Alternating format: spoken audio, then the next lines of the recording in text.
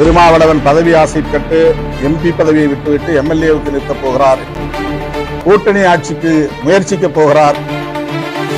துணை முதலமைச்சர் ஆவதற்கு ஆசைப்படுகிறார். தொங்கு சட்டசபைதான் உருவாகப் போகிறது என்று திருமாவளவனை யூகிக்கிறார். காட்டுமன்னார்குடியில் நான் போட்டியிடுவதாக அறிவித்தேன். என்னுடைய பதவியை ராஜினாமா செய்தேன். நடைபெறவுள்ள சட்டப்பேரவை பொதுத் தேர்தலில் விடுதலை சிறுத்தைகள் கட்சி திராவிட முன்னேற்ற கழகத்தின் தலைமையிலான மதசார்பற்ற முற்போக்கு கூட்டணியில் 8 இடங்களில் போட்டியிடுகிறது. 8 இடங்களுக்கான வேட்பாளர்களை ஏற்கனவே அறிவித்திருக்கிறோம். காட்டுமன்னார்குடியில் நான் போட்டியிடுவதாக அறிவித்தேன். வேட்புமனு தாக்கல் செய்வதற்கு இன்னும் 2 நாட்கள் மட்டுமே உள்ளன.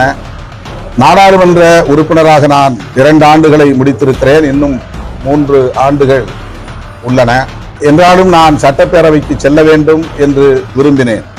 என்னுடைய உள்ளுணர்வு நான் சட்டப்பேரவையில் இருக்க வேண்டும், சட்டப்பேரவையில் விளிம்புநிலை மக்களுக்கான அரசியலை பேச வேண்டும் என்று இன்றைக்கல்ல கடந்த 25 ஆண்டுகளாகவே நான் பதவியை ராஜினாமா செய்த காலத்திலிருந்து எண்ணி வந்திருக்கிறேன். அந்த கனவு எனக்கு நீண்ட நாள் கனவு. 2001 மங்களூர் தொகுதியில் நான் போட்டியிட்டு உதயசூரியன் சின்னத்தில் வெற்றி பெற்று 2.5 ஆண்டுகள் நான் பதவியில் இருந்தேன். 2004 ஆண்டு பிப்ரவரி 3ஆம் நாள் என்று கருதுகிறேன் என்னுடைய பதவியை ராஜினாமா செய்தேன். பதவியில் எனக்கு பெரிய ஈடுபாடு இல்லை, பிடிப்பில்லை.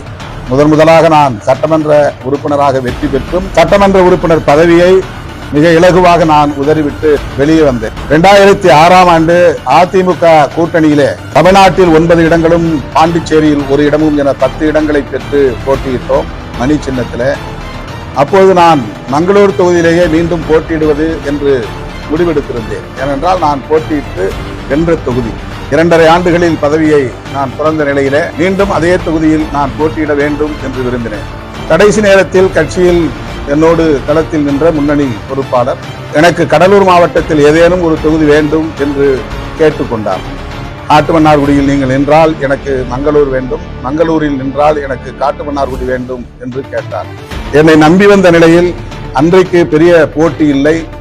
ஆகவே நான் கடைசி நேரத்தில் போட்டியிடுவதை தவிர்த்தேன். 2006 இது நடந்தது. நான் போட்டியிடுவதற்காக பெற்ற தொகுதி மங்களூர் என்கிற திட்டக்குடி தொகுதி. அன்றைக்கு கட்சியிலே 2001 கேட்டபோது அவருக்கு வழங்க இயலவில்லை என்பதனால் 2006 அவருக்கென்று ஒரு தொகுதியை நான் வாங்கியிருந்தேன். ஆனால் அது வேண்டாம் என்று மறுதளித்த நிலையில் வெளிப்படையாக சொல்லுகிறேன், இன்றைக்கு காங்கிரஸ் கட்சியின் தலைவராக இருக்கிற அன்றைய செல்வம், இன்றைய செல்வ பெருந்தகை, அவருக்காக திருப்பெரும்புதூர் தொகுதி வாங்கப்பட்டது. ஆனால் அவருக்கு கடலூர் தொகுதி தான் வேண்டும் என்று தனது விருப்பத்தை சொன்னார் என்பதற்காக நம்மை நம்பி இருப்பவர்களை கடந்த முறை தர முடியாமல் போய்விட்டது, இந்த முறை தரலாம் என்று முடிவெடுத்து நான் போட்டியிடுவதிலிருந்து விலகிக் கொண்டேன். அன்றைக்கு இது பெரிய அளவில் பேசப்படவில்லை.